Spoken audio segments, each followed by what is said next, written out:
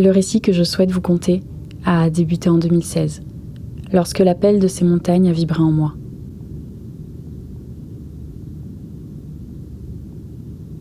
À chaque sortie en forêt, une pensée naïve envahissait mon esprit. Celle qu'habiter un territoire avec de grands prédateurs serait bénéfique à tous. Mais je n'avais pas pris la mesure du tourbillon dans lequel je m'engageais.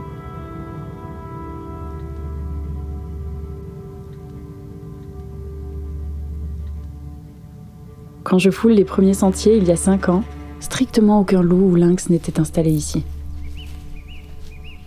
Entre 2016 et 2019, la tension et les conflits autour de Canis lupus prennent de l'ampleur. Pourtant, les meutes annexes, bien installées autour du massif, font peu, voire pas de dégâts. Voilà alors un mystère qui m'intéressait beaucoup.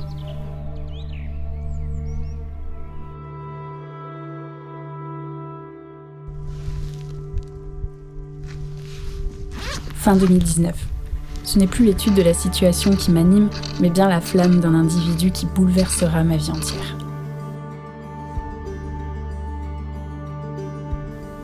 Il me poussera à verser mon encre et à enregistrer ce suivi ici. 2020. C'est ici que tout commence, pour construire ensemble le témoignage des hommes et des loups.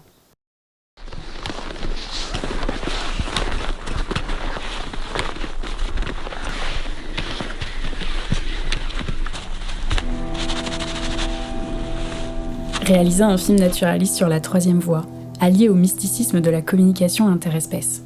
Serait-ce la meilleure option pour porter plus loin la voix des indociles gravée dans ma mémoire? Je vous en présente quelques-uns. Baptiste, un proche, à la fois philosophe, écrivain et pisteur animalier. Il a mené de nombreuses recherches sur les sujets qui me tourmentent. Il m'aidera à remettre de l'ordre sur le terrain et dans mon esprit pour rester clairvoyante dans cette quête de vérité. Même si c'est marrant à la cam, tu vois, on l'a vu passer tout à l'heure, c'est marrant qu'on voit que c'est un mâle dominant. Ouais. Il est vraiment... il a de la prestance, quoi. À deux, nous compléterons le manque d'informations au sujet de la communication entre les espèces animales et nous resterons alliés pour démystifier ce point aveugle de l'homme.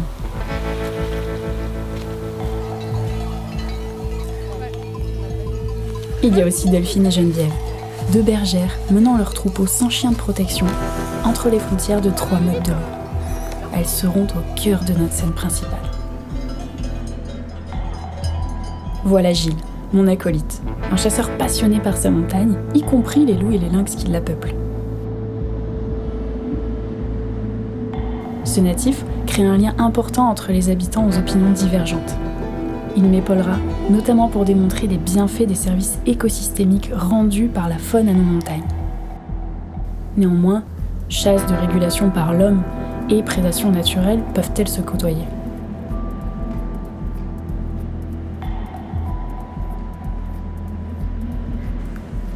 Pour vivre ce film différemment, Nicolas, jeune fils de berger, sera le spectateur qui fait vibrer mon histoire, mêlée à sa vision de la montagne. Toutes ces personnes et bien d'autres reflètent l'énergie que renferme chacune de nos vallées. C'est alors Balthazar qui va guider nos rencontres et l'exploration d'une forêt bien plus résiliente que ce qu'elle ne laisse paraître. Ce premier loup gris, qui réussit une installation sur le massif, est avant tout le premier prédateur que j'ai approché et qui communique avec moi avant même que mon cerveau entre en éveil et perçoive ces messages semblant venus d'ailleurs.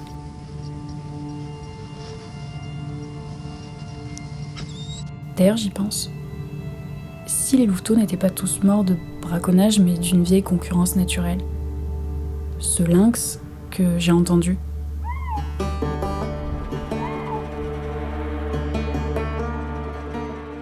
serait-il toujours là ? La symétrie du lynx. Quelques poils.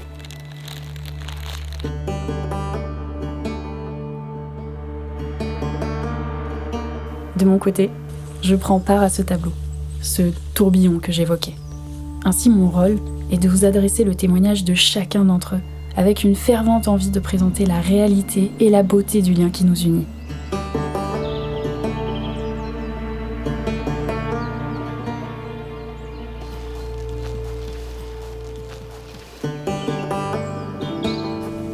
Permettez-moi d'ouvrir ces chapitres au public afin de vous narrer notre histoire vers une autre manière d'être vivant.